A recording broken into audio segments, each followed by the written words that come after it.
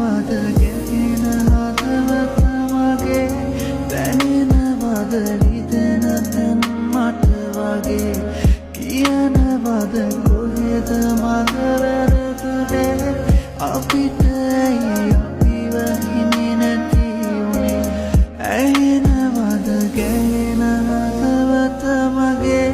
දැනෙනවද රිදෙන තැන් මට වගේ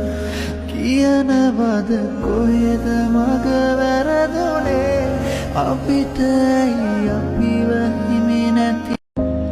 ඇහෙනවද ගැහෙන හදවත මගේ